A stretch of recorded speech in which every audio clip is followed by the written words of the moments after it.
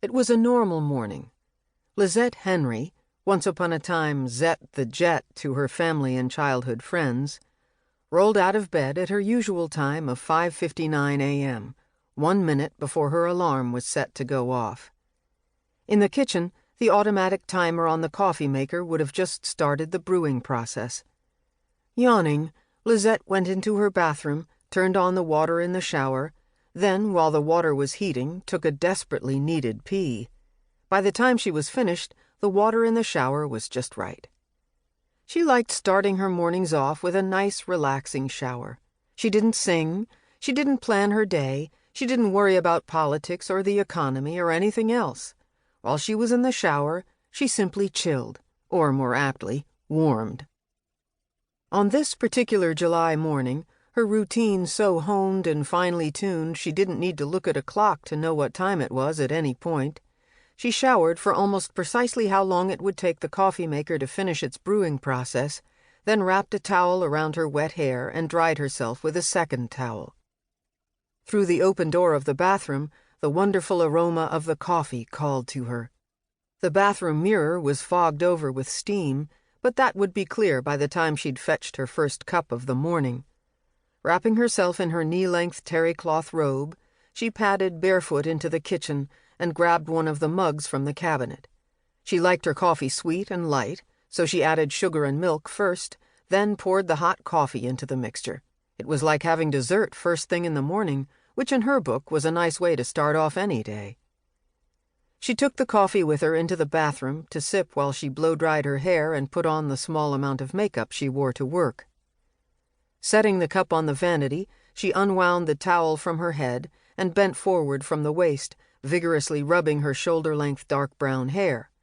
Then she straightened, tossing her hair back, and turned to the mirror and stared into the face of a stranger. The damp towel slid from her suddenly nerveless fingers, puddling on the floor at her feet. Who is that woman? It wasn't her. Lizette knew what she looked like, and this wasn't her reflection. She whirled wildly around, looking for the woman reflected in the mirror, ready to duck, ready to run, ready to fight for her life.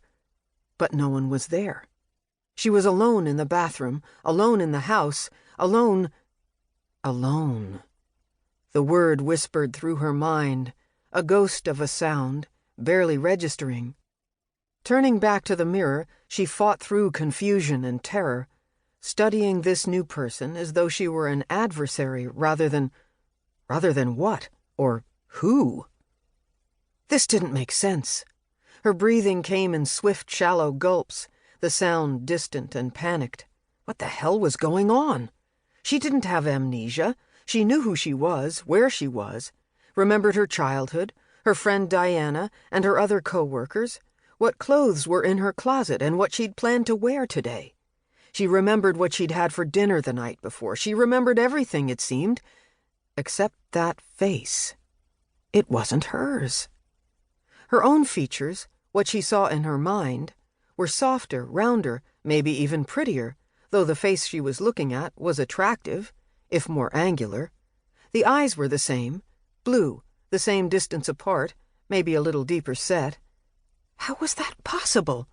How could her eyes have gotten more deep set? What else was the same? She leaned closer to the mirror, looking for the faint freckle on the left side of her chin. Yes, there it was, where it had always been.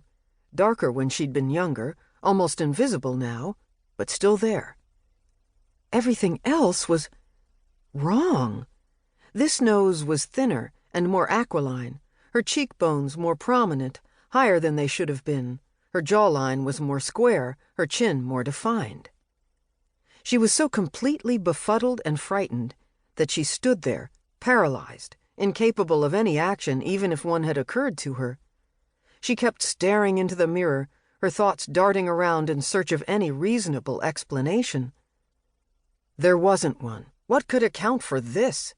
If she'd been in an accident and required massive facial reconstruction, while she might not remember the accident itself, surely she'd remember afterward, known if she'd been in a hospital and undergone multiple surgeries, remembered the rehab. Someone would have told her about everything, even if she'd been in a coma during her recovery. But she hadn't been in a coma. Ever.